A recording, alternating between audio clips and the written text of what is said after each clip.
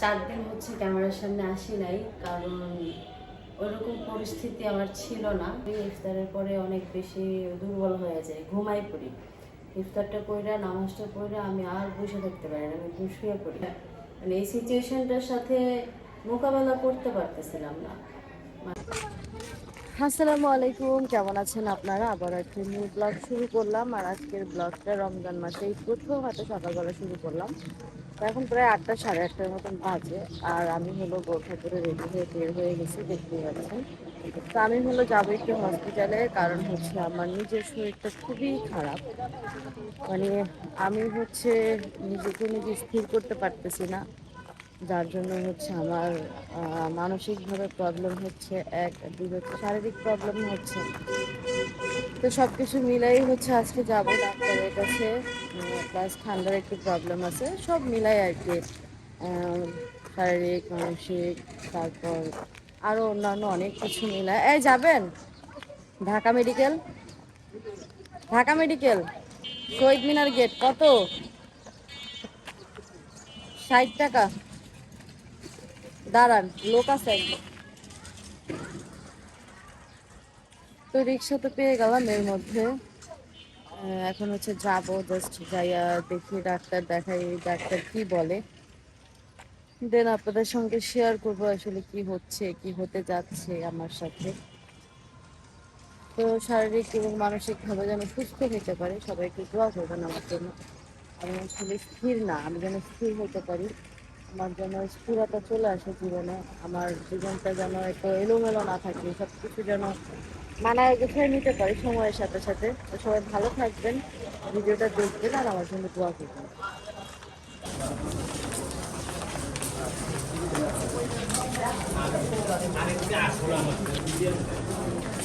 এখানে আমি আমাদের শারিফের কিছু অ্যাক্টিভিটিস আপনাদের সাথে শেয়ার করি। দেখেন, ও আয়নার সামনে একা একা দাঁড়ায় দাঁড়ায় কত কথা বলতেছে, কত ঢং করতেছে, নিজের এক এক সময় এক একভাবে প্রেজেন্ট করতেছে, আর কি কি যেন বলে। মানে বেশিরভাগ সময় আমি দেখি মানে ও হচ্ছে গ্লাসের সামনে দাঁড়ায় দাঁড়ায় একা একা ওড়না পইরা, গামছা পইরা, হিজাব পইরা, তারপর হচ্ছে অন্য মানে এক এক সময় এক একটা লোক নেয়, লোক নিয়ে দেন হচ্ছে গিয়ে একা একাই কথা বলে।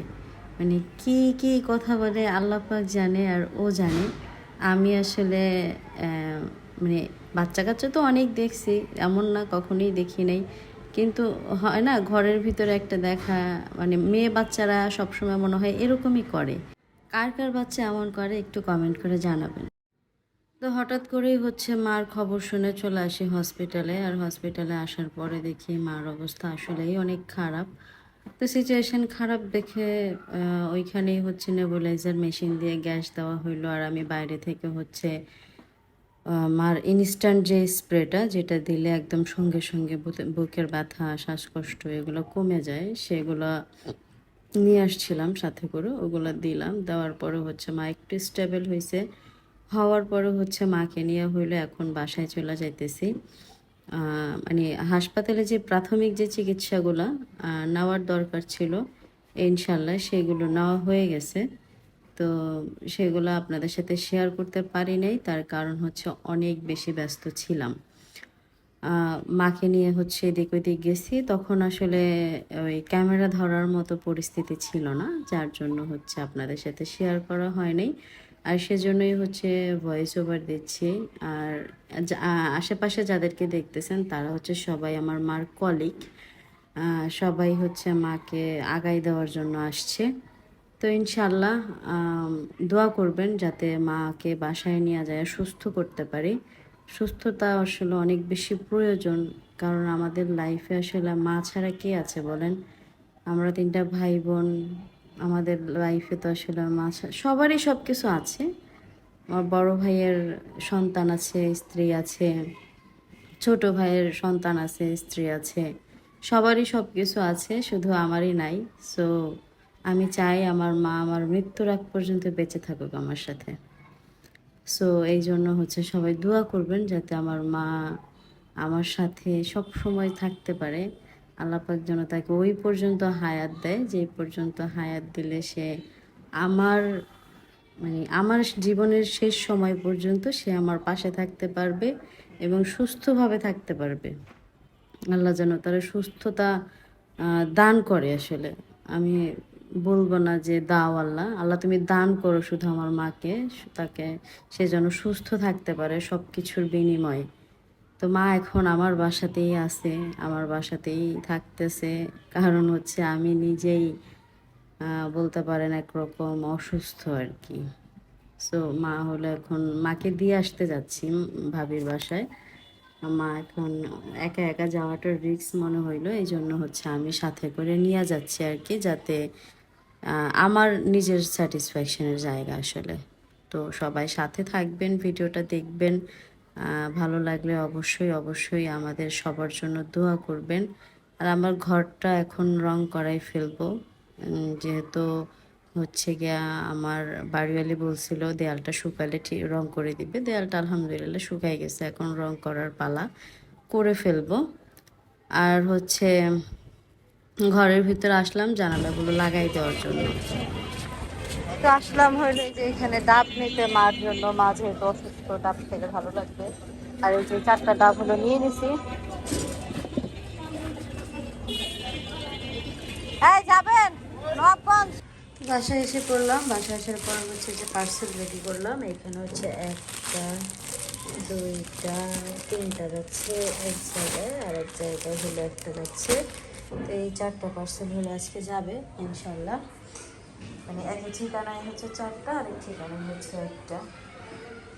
তো বাবু হচ্ছে গ্রামে যাওয়ার আগে এই ওয়াইফাইটা মানে রাউটারটা আমাকে কিনে দিয়ে গেছে।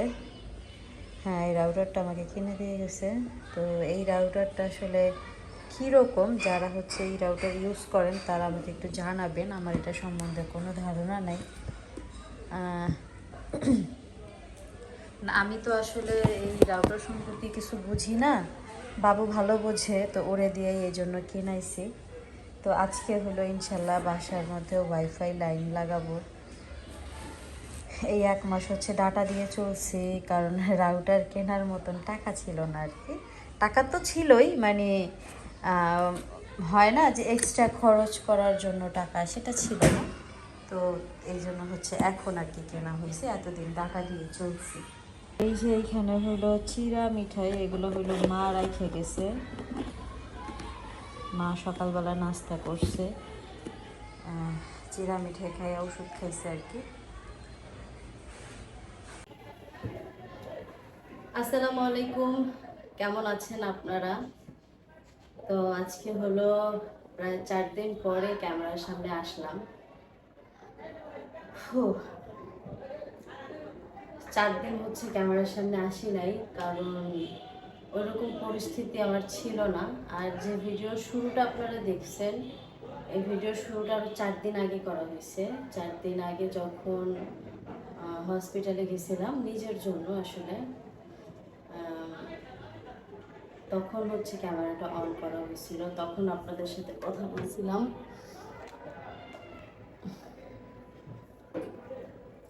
তো এই 4 দিনের মধ্যে হচ্ছে আর ক্যামেরা অন করার মতন শারীরিক শক্তি বলেন, মানসিক শক্তি বলেন, মানসিক ইচ্ছে বলেন, কোনো কিছুই আমার ছিল না আসলে। আপনাদের সাথে যে দুটো কথা শেয়ার করব, সেই রকম পরিস্থিতি আসলে আমার ছিল না। আমি অসুস্থ ছিলাম, শারীরিকভাবে অসুস্থ ছিলাম, প্লাস হচ্ছে নিজের ভিতরে অ্যাকচুয়ালি হারাই গেছিলাম, এটা হচ্ছে সব থেকে বড় কথা। আর তার থেকেও বড় কথা হচ্ছে 4-5 দিন আগে আমার মা অনেক বেশি অসুস্থ হয়ে গেছিল। এই ভিডিওটা দেখলে আপনারা বুঝতে পারবেন, মানে যেই দিন হচ্ছে গিয়ে আমি হসপিটালে যাই সকালবেলা, ওই দিনই রাতের বেলা আমার মা অনেক বেশি অসুস্থ হয়ে যায়। তো হসপিটাল থেকে ফোন আসছে যে মায়ের পরিস্থিতি খুবই খারাপ, হঠাৎ করে বুকের মধ্যে ব্যথা উঠছে, নিঃশ্বাস নিতে পারতেছিল না। বুকে ব্যথা উঠলে তো এমনিতেও নিঃশ্বাস নেওয়া যায় না। তো সেই পরিস্থিতিতে হচ্ছে গিয়া মানে আমাদের কী হয়েছে, মা যখন বাসা চেঞ্জ করলো ডিসেম্বরের 1 তারিখে, তো তখন হলো আমাদের মার ওষুধের যে প্রেসক্রিপশন সেটা হারাই গেছিলো। তো বাসা চেঞ্জ করার আগে যে মেডিসিনগুলো ছিল সেগুলো খাইছে, তারপরে আর কোনো মেডিসিন নেওয়া হয়নি। তো এই কারণে হচ্ছে মার ওই বুকের ব্যথাটা একটু বাড়ছে। আর এটা হঠাৎ হচ্ছে এমন আকারে আইছে যে মা আসলে ওই ব্যথাটা নিতে পারেনি, হঠাৎ শ্বাসকষ্ট উঠে গেছে, মানে অনেক বেশি অসুস্থ হয়ে গেছে, সেন্সলেস হয়ে গেছিলো শুনলাম। তো পরে হচ্ছে আমি সেই তখনই মানে কোনো রকম ইফতার করছিলাম, হ্যাঁ ইফতার করছি, ইফতারের মনে হয় আধা ঘন্টা পরে আমি বরাবরই ইফতারের পরে অনেক বেশি দুর্বল হয়ে যাই, ঘুমাই পড়ি। ইফতারটা কইরা নামাজটা পড়ে আমি আর বসে থাকতে পারি না, আমি একটু শুয়ে পড়ি। তারপরে 1-2 ঘন্টা পরে যাইয়া হচ্ছে গিয়া সেটা ঘরের কাজ হোক বা নিজের কোনো কাজ হোক সেটা করি। আগে এমন ছিল না, এই বছরই এরকম। এটা আসলে হয়তো বয়স হয়েছে, বুড়া হয়ে গেছি, এই কারণেও হইতে পারে। কারণ মানুষের তো আসলে শক্তি সবসময় একরকম থাকে না, বয়স হয়েছে শক্তি কম থাকবে, এটাই স্বাভাবিক, হয়তো এই কারণেই হয়। আমার মারও নাকি হয়, তো আমার মার বয়স আমার বয়স তো মনে হয় একই। যাই হোক, ওইটা বিষয় না, হইতে পারে। তো মার হচ্ছে সুস্থ হইতে এই কয়দিন লাগছে, প্লাস হচ্ছে আমি আমার মারে দেখতে যাইতে পারি না এই বাসায়, মা তো ওই বাসায় ছিল। পরে হচ্ছে মা যখন শুনলো যে আমি অসুস্থ, আমি হচ্ছে গিয়া করতে পারতেছি না, বাসা থেকে বের হইতে পারতেছি না, কোনোভাবে কোথাও যাচ্ছি না, মানে হয় না একটা মানুষ একদম ঘরবন্দি হয়ে যাও, আমি এরকম হয়ে গেছিলাম। তো তখন মা এই অসুস্থ শরীর নিয়ে ভাবিরে ধইরা ধইরা আমার বাসায় চলে আসছে। তো এই 2 দিন হচ্ছে মা আমার কাছে ছিল। তো আজকে হচ্ছে মা ওই বাসায় গেছে, ওই বাসায় মার কিছু কাজ আছে। আর মার তো হচ্ছে এখনো পর্যন্ত এই বাসায় জামা কাপড় নিয়ে আসা হয় নাই। আর মা হইলো পার্মানেন্টলি আসলে আমার কাছে আসবেও না, আমি যতটুকু জানি। ওই রাতে ঘুমানোর জন্যই আসবে, রাতে ঘুমাবে আবার সকালবেলা চলে যাবে। তো মা আর আমি একসাথে ঘুমাই, বাট সারাদিন একাই থাকি আমি। আবার এমনও না যে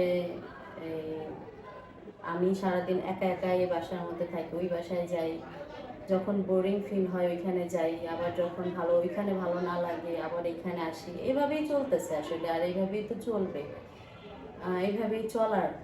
তো সব কিছু মিলায়া অনেক অনেক বেশি একটা খারাপ সিচুয়েশন চলতেছিল আমার জীবনে। আমি আসলে মানে এই সিচুয়েশনটার সাথে মোকাবেলা করতে পারতেছিলাম না, নিজের সাথে যুদ্ধ করে পাইরা উঠতেছিলাম না। কিন্তু আসলে পারতে তো হবে, পারাটা তো আসলে অনেক বেশি প্রয়োজন, অনেক বেশি দরকার। মানুষের জীবনে যদি মানসিক শক্তিটা না থাকে তাহলে কিন্তু আসলে সে কোনো জায়গা থেকে রিকভার হয়ে উঠতে পারে না। এটা আমি আমার কাজিনরা দিয়ে বুঝছি, আপনারা যারা সাথীরে ছিলেন তারা দেখছেন সাথীর এত বড় একটা অপারেশন হওয়ার পরেও সুস্থ এখন শুধুমাত্র ওর মানসিক শক্তির জন্য, ওর ভিতরের চাওয়াটার জন্য যে ওর সুস্থ হতে হবে। ওর বাচ্চা আছে, ওর সংসার আছে, ওর হচ্ছে স্বামী আছে, শ্বশুর বাড়ি আছে, সব আছে, ওর সব আছে আলহামদুলিল্লাহ। যেটার জন্য ওর বাঁচতে হবে, সুস্থ হতে হবে। আর আমার আমার হচ্ছে বের হইতে সময় লাগতেছে। আমার তো আসলে অত বড় অ্যাক্সিডেন্ট হয় নাই, কিন্তু ওই একটা মানসিক চাপ আর কি, ওইটা থেকে বের হইতে সময় লাগতেছে। আমার তো আসলে হয় না কারোর জন্য বাঁচা এরকম নাই।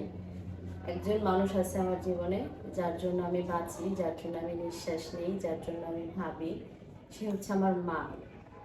আমার মাকে আমি প্রচুর ভালোবাসি, প্রচণ্ড ভালোবাসি। আমার সারা পৃথিবী একদিকে, আমার মা একদিকে। সারা পৃথিবীর বিনিময়ে আমি মাকে ছাড়তে পারবো না। হ্যাঁ, আগে এটা ফিল হইতো না, আমি আগেও বলছিলাম, এর আগেও আমি ভিডিওতে বলছি, আগে আমার আসলে ফিল হইতো না। কিন্তু আমি আমার বাবা মারা যাওয়ার পর থেকে আমি এটা ফিল করি যে আসলে সারা পৃথিবী একদিকে, আমার জন্য আমার মা আর একদিকে।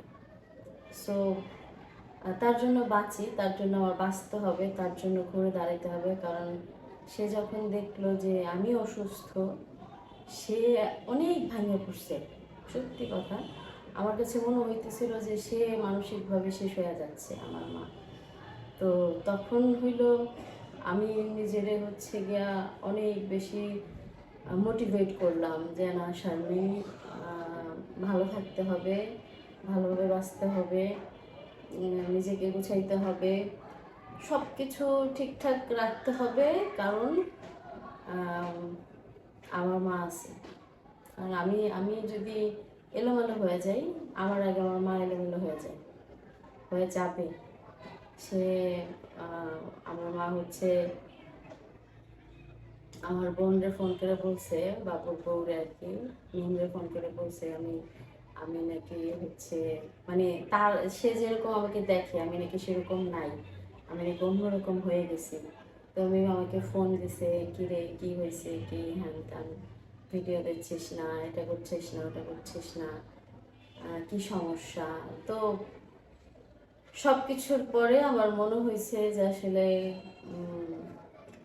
ঘুরে দাঁড়ানোটা প্রয়োজন, ঘুরে দাঁড়াইতে হবে, বাঁচতে হবে। আর বাঁচতে হলে খাইতে হবে, আর বাঁচতে হলে ঘুমাইতে হবে, সুস্থ থাকতে হলে নিজেকে মেনটেন করতে হবে। সুস্থ থাকার জন্য একজন মানুষের যা যা করার দরকার সব কিছু করতে হবে, আর সেগুলো করার জন্য নিজেকে মানসিকভাবে প্রস্তুত করতে হবে।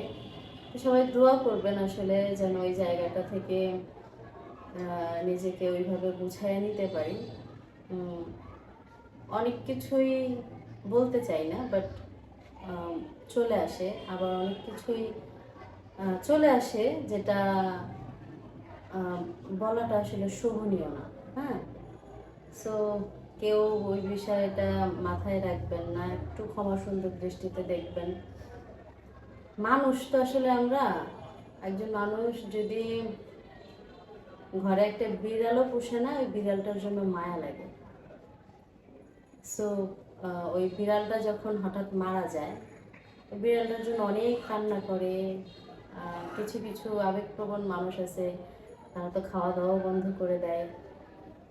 আর আমি তো মানুষ, দ্যাটস ওয়াই আমার আমার খারাপ লাগাটা স্বাভাবিক, আমার খারাপ লাগছে, লাগবে, লাগুক, কিন্তু সেটার জন্য যেন মানে ওই ওই ধৈর্যটা ধরার মতন যেন ক্ষমতা আল্লাহ পাক আমাদের দেয়। আমি শুধু আল্লাহ পাকরে একটা কথাই বলি, প্রথমত আমি আমার বর্তমান জীবনের জন্য আল্লাহর কাছে অনেক অনেক শুকরিয়া আদা করি যে আল্লাহ পাক তুমি আমার অনেক ভালো রাখছো, আমি অনেক ভালো আছি আলহামদুলিল্লাহ, অনেক সুখে আছি, অনেক খুশিতে আছি। তুমি আমাকে এতটুকু শুধু বলার আল্লাহ পাকের কাছে যে আল্লাহ তুমি আমাকে যত খুশি কষ্ট দাও, কোনো সমস্যা নাই, শুধু সেই কষ্টটা সহ্য করার মতো ক্ষমতা দিও। এতটুকু যদি হয়, লাইফে যা হোক, যা খুশি হোক, বিষয় না, যদি আল্লাহ ধৈর্য ধারণ করার ক্ষমতা দেয়।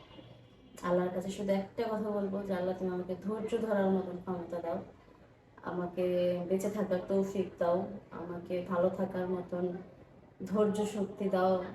আমি জানি আমার প্রচুর ধৈর্য, তারপরেও বলবো আল্লাহ আমাকে আরও ধৈর্য দাও। ঠিক আছে, অনেকেই বলে আমি নাকি অধৈর্য, আমি অনেক চটপটে, কিন্তু আমি জানি আমি আসলে কি। কারোর কথায় আসলে কোনো কিছু আসে যায় না, কারোর কথায় কোনো কিছু ডিপেন্ড করে না। আমি আমি জানি আসলে আমি কি। যাই হোক, যেটা যেটা হয় নাই সেটা হয় নাই, যেটা হচ্ছে সেটা হচ্ছে, যেটা চলছে সেটা চলুক। শুধু এতটুকুই বলার আছে, আপনারা সবাই একটু দোয়া করবেন, আর কিচ্ছু চাই না কারোর কাছ থেকে, কোনো সহানুভূতি না, আমি কারোর সহানুভূতি চাই না, কোনো দয়া না, আমি কারো দয়া চাই না, কেউ দয়া করে আমার জীবনে আসুক সেটাও আমি চাই না। যেটা চাই একটু দোয়া, আর একটু ভালোবাসা, আর একটু রেসপেক্ট, দ্যাটস ইট, আর কিচ্ছু চাই না। সবাই ভালো থাকবেন, আমার জন্য দোয়া করবেন, আমাদের জন্য দোয়া করবেন, আমার পরিবারের জন্য দোয়া করবেন, মাটা যেন তাড়াতাড়ি সুস্থ হয়ে যায়। আমার মাও তার কাজে যায় না, আজকে প্রায় 4 দিন 5 দিন হয়ে গেছে যায় না, আমিও আমার কাজে যাই না। আমি আজকে আমার কাজে ব্যাক করলাম, ইনশাল্লাহ মাও হয়তো আগামীকাল বা পরশু থেকে কাজে ব্যাক করবে, কারণ আমার মা যদি দেখে যে আমি সুস্থ হয়ে গেছি, আমি জানি আমার মাও সুস্থ হয়ে যাবে। সবাই আমার মার জন্য, আমার জন্য, আমাদের সবার জন্য দোয়া করবেন। সবাই ভালো থাকবেন। আপাতত আজকের কথা এখানেই শেষ করলাম। ভুল ত্রুটি হইলে ক্ষমা সুন্দর দৃষ্টিতে দেখবেন। ভালো লাগলে অবশ্যই অবশ্যই সাথে থাকবেন। আল্লাহ হাফেজ।